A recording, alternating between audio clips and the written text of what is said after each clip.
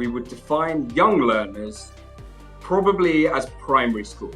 So generally, obviously it changes from country to country, but in general, we'd be talking about ages 5 to 12 generally.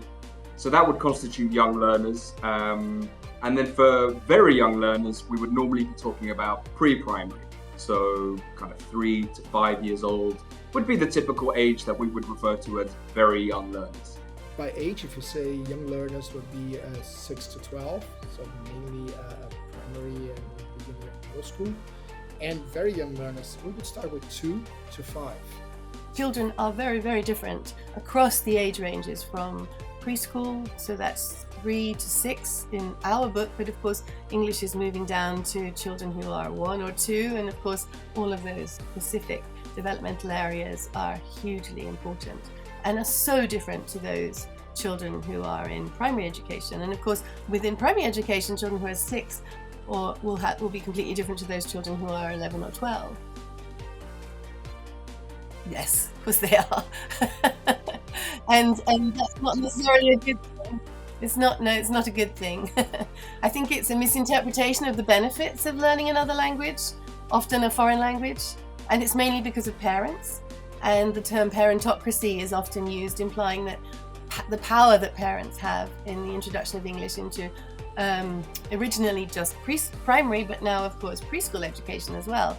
There's a huge trend towards bilingualism in schools. So maybe like in Madrid, exactly where I'm based, over 50% of primary schools are now bilingual. So yes, the world is spinning faster. We are in an exponential move. We're getting smaller and smaller and smaller and more connected. English can sometimes be a unifying language, but it doesn't have to be the only language which is brought into these classrooms. Adults would look for a learning objective when we're focused on professional and employment. And if you think about kids, it's completely different. If you think of young learners here or very young learners, it's completely different. It's much more social, it's much more to engage, to be part. It's a different motivation. Younger learners often are keen to take risks with language. They are not so self-confident. They have a lower affective filter, and so it's often easier to engage them in speaking activities, for example, and to motivate them to do conversation or to working in groups on conversational tasks. Adults, it completely depends on the setting, so whether it's a one-to-one group or a larger group.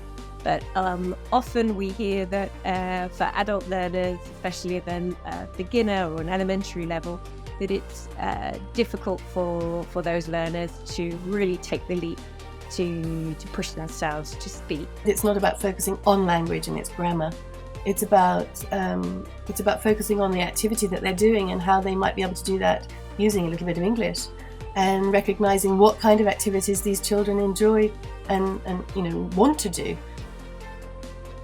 Speaking is natural to the human being. They learn fast, but they forget fast too. The problems is continuity. So this is a challenge not for the teachers, but a challenge for the policymakers. The challenge is also in teacher education, how they are teaching these teachers. With regards to young learners, I think anything that we can put in their hands is always good. I think anything which is physical and kinesthetic is always a good thing. Technology is needed, given the exposure they have to the many screens and many interactivities. So it is needed. And I would say at that age, it's part of it. We have to work, the most important thing is work what I call the human interactivity, the essential human capacities of interact and talk to people. So the group experience, the exchange, the social emotional. So if I'm going to bring innovation, I would say experiment. Tools like this and others, they offer a blended learning experience, which is all about flexibility, offering personalized learning, and just giving more opportunities for students to work with content and be at the center of that work as well, not at the periphery, which is incredibly important. Kids wonder why all the time. Some simple questions and we could write a book about questions kids make, like, where does the darkness go when we turn on the light? because it was dark, and suddenly the light came. Where did the darkness go? So that movement of inquiry-based learning is just to observe and to start posing questions. So we would change completely the dynamic of a classroom. Instead of coming to teachers and to students and say, look, this is that, and explaining them something, we move it to experimenting, and from experimenting, starting formulating questions, creating hypotheses, and from those hypotheses, you move on and try to validate those hypotheses.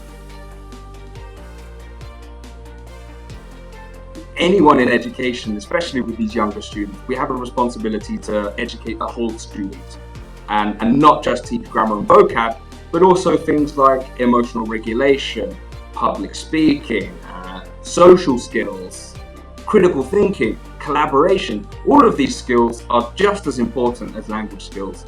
And so I think every teacher has a responsibility, especially when teaching students who are still in their formative years, to consider the whole student and not just the language aspect. It's not about learning a language, it's about respecting the world that we live in and the people that live in it.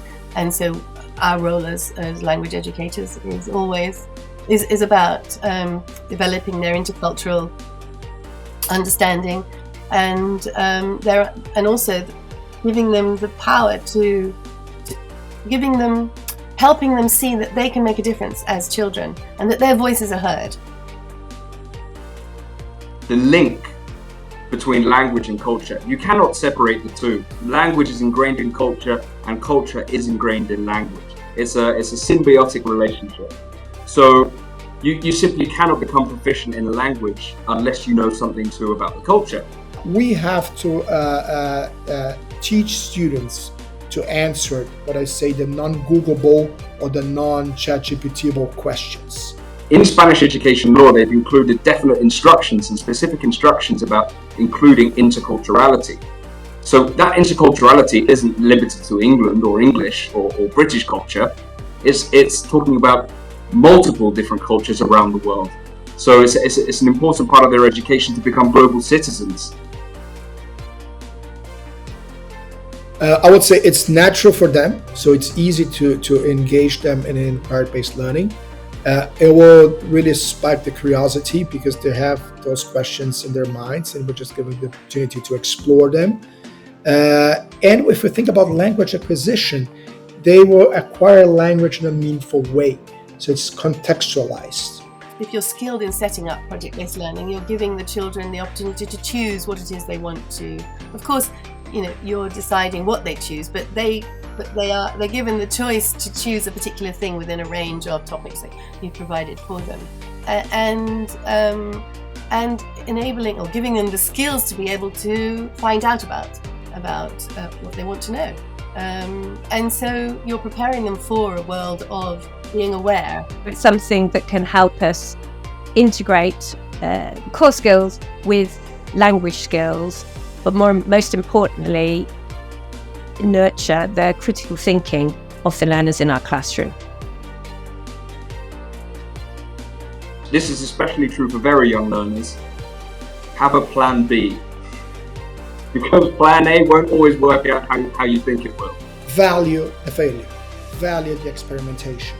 So for the early years, stop focusing on language and use whatever it is you take into the classroom as a gateway to discovery and to having a voice in the world. I think it's really important for teachers to continue developing. They need to commit to their professional development. Kids at that age have a huge and enormous potential, being it for learning a second language or start to get themselves into a new world they're just exploring. So give them the opportunity to do that in a way that they can experiment, they can learn, they can interact with others. The importance of guiding our learners to become more reflective on what they're learning and on their progress, but also on the core skills that they are acquiring and how they are improving in communicating, thinking critically and working together.